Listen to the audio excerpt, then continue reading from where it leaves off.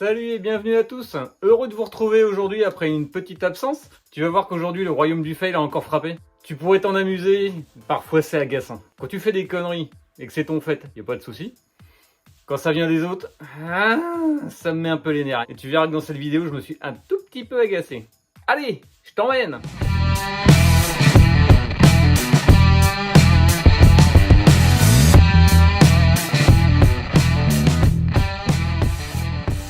Un bon atelier, un bon garage sans une bonne presse. Alors évidemment, j'ai pas besoin d'une presse de 30 tonnes, hein, ça me sert à rien. J'ai commandé une petite presse de 10 tonnes sur un site bien connu. Je te laisse découvrir ça. Bon voilà, le colis est reçu éventré, défoncé. Hein, rafistolé par FedEx. Là, c'est pareil. Bon bah clairement, c'était la première fois que je commandais sur le site. Bon bah c'est la dernière. Hein. Si c'est pour faire de la merde comme ça, c'est pas la peine de vendre. Hein. En plus, j'ai payé quand même 63 balles de frais de port pour que cette grosse merde, faut le dire, hein, l'emballage c'est de la grosse merde, m'arrive à la maison. Donc là, je vais l'ouvrir avec vous et on va regarder ce qu'il y a dedans. Ça se trouve, il est même pas complet. Donc ça risque de chier un peu, ça je te le dis. Ouais, ce qui m'énerve, c'est que pour le tarif, et surtout pour le poids du colis, hein, qui est censé faire quand même 45 kg, la moindre des choses, c'est de mettre ça sur une palette. Il parle que le livreur, il a bien dû en chier, quoi. Il a bien dû se péter le dos. Vraiment, n'importe quoi.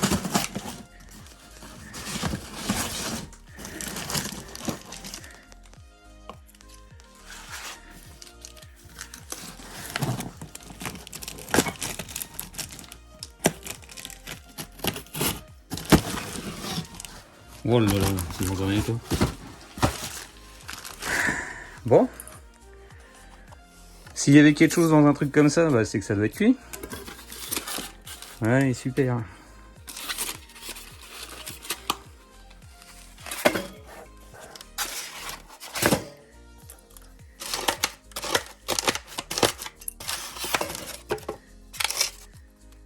Bon, bah, j'espère qu'il y a tout. Hein. J'espère qu'il y a tout. Great. Oh bah. Là qu'ils ont pas fait chier pour la peinture. Hein.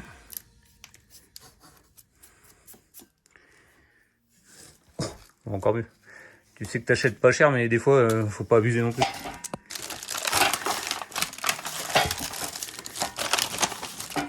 Eh bah putain, niveau notice, pareil, hein, ça doit payer le papier, hein, parce que pour avoir que ça, merci les mecs, quoi. Bon alors, je te reprends après, je fais l'inventaire. Bon, je viens de faire l'inventaire. Et puis, bah, vu l'état du carton, c'est pas étonnant, hein, mais il manque une deuxième pige comme ça. Voilà, c'est ce qui te sert à faire le niveau sur le machin. Hein. Forcément, avec un seul, ça va être compliqué. Donc, j'ai beau regarder partout, là, y a rien. Et dans le carton non plus.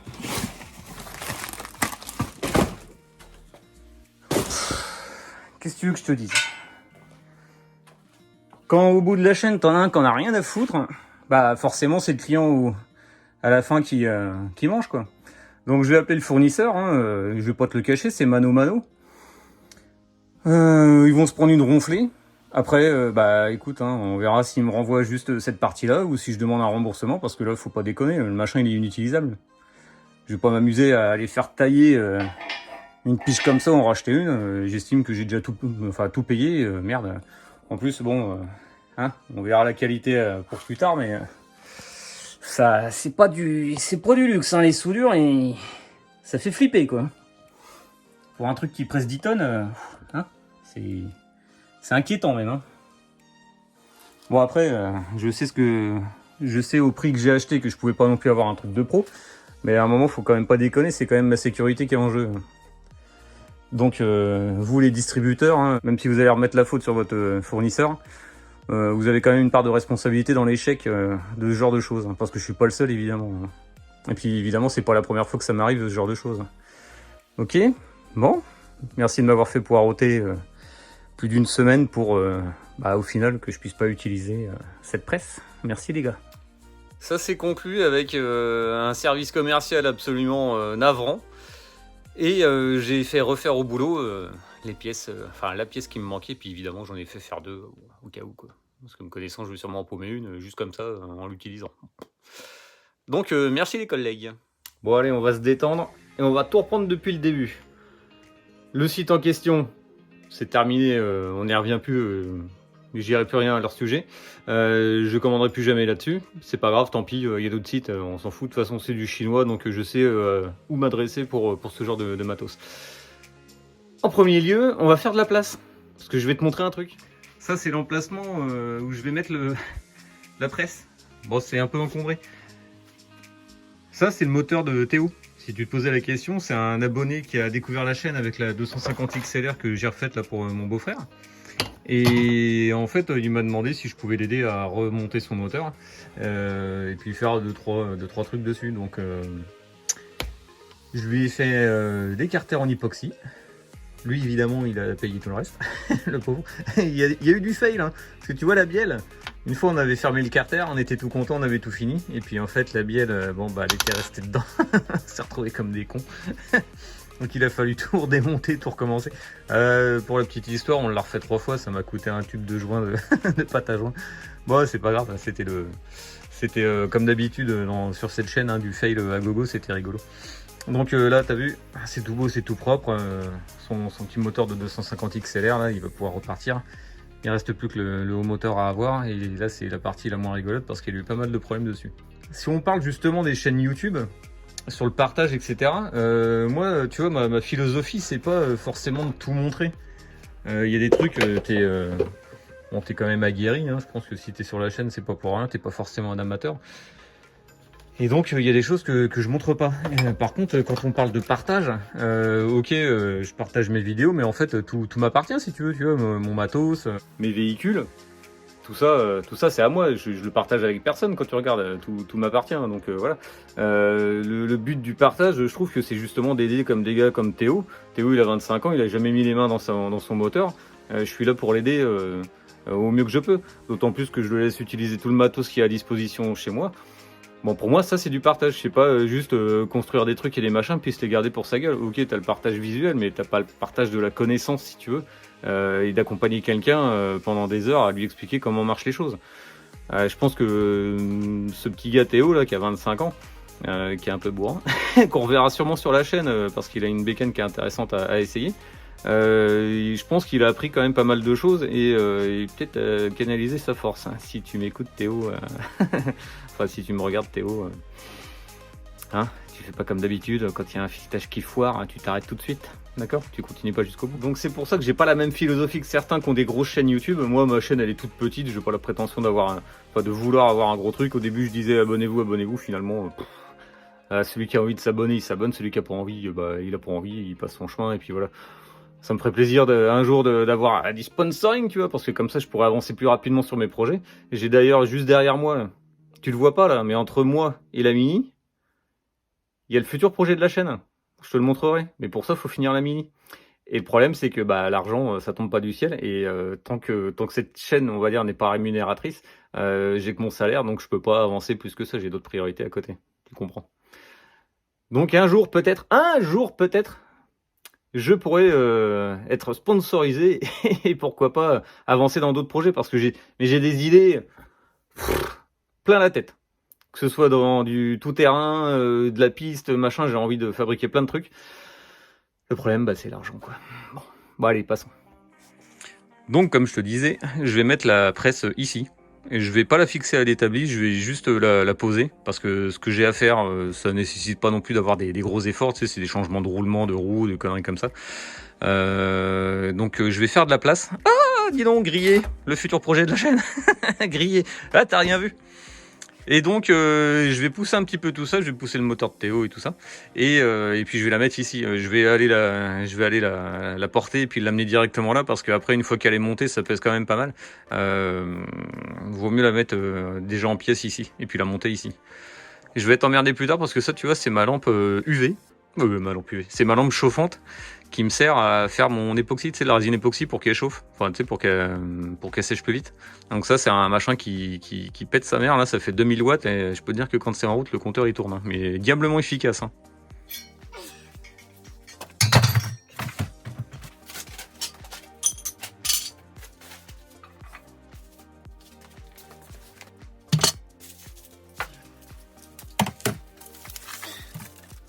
Je risque peut-être d'avoir un souci avec le verre, hein, je pense.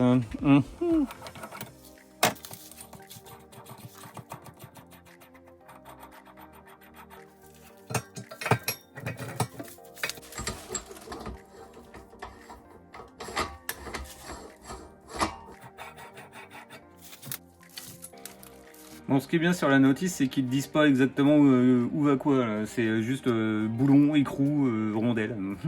Donc à toi de te démerder. Donc j'en ai déduit que les écarts de fixation, c'est les grosses vis. D'accord?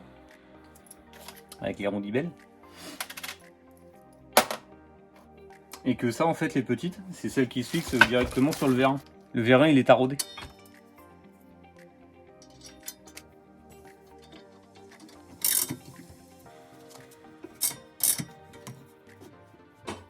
Putain.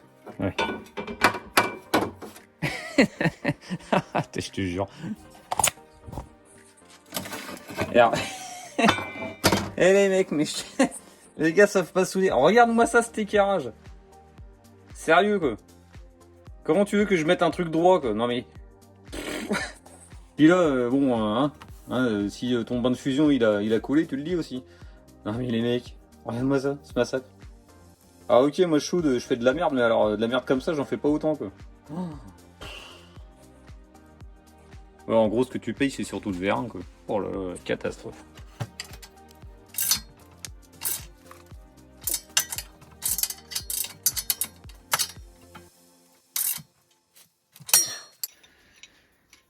Ah ouais, c'est pas prêt de bouger. Bon là il y a la plaque, je sais pas dans quel sens la mettre, si je mets déjà la plaque sur le bâti ou l'inverse, tu vois, je sais pas. En plus ça va être la joie encore aussi à serrer ce truc là. Parce que bien sûr, la peinture elle gêne.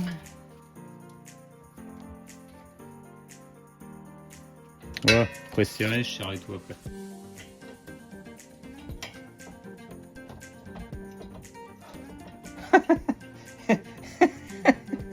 Putain mais je suis trop mongol pour serrer une vis ou quoi? C'est mal foutu mais c'est pas possible.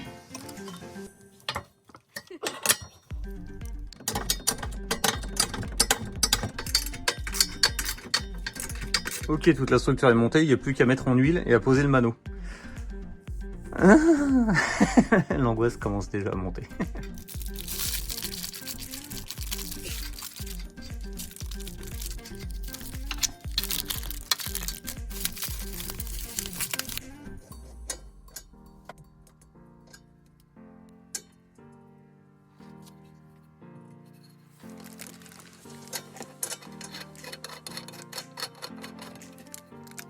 Mettre le petit joint. Hop.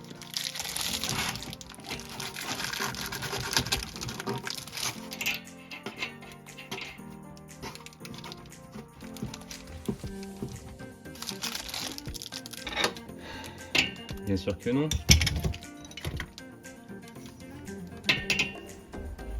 Bien sûr que non. Bien sûr que oui.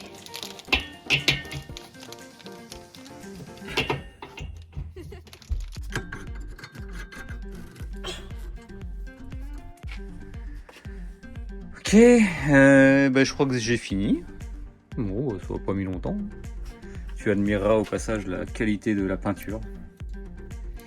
Très qualitatif. Hop là, hop là. Oui, parce que bon, faut pas trop s'emmerder. Hein. On peint sur la rouille, c'est plus simple, ça va plus vite.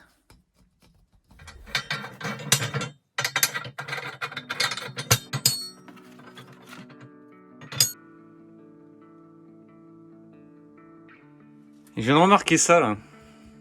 En fait, ça c'est merdique.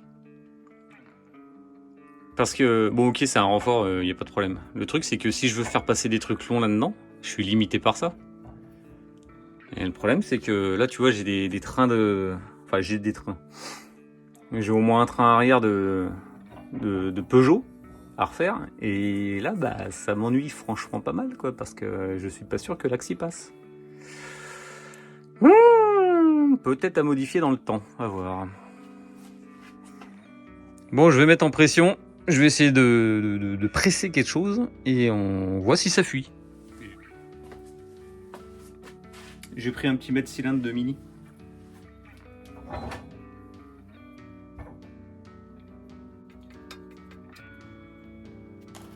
Comme dit Caradoc, le gras, c'est la vie.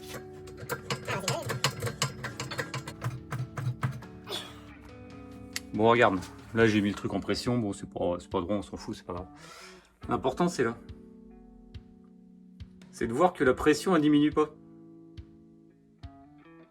Parce que si la pression diminue, ça veut dire qu'il y a une fuite. Et là, comme tu vois, c'est en train de bouger. Tu vois ? Non.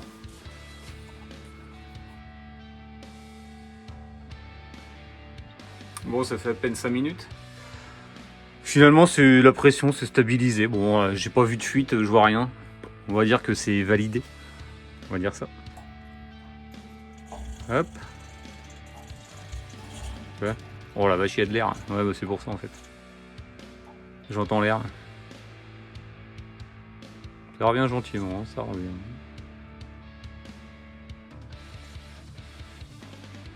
Pas de presser. Bon alors, est-ce qu'on valide ou pas cette machine? Oui. Oui, ça fera le job pour lequel elle est faite, c'est-à-dire des petits travaux de mécanique. S'il fallait sortir des trucs hyper grippés ou relativement gros, elle aura pas la bonne utilité évidemment, et puis je vais la flinguer plus que vite.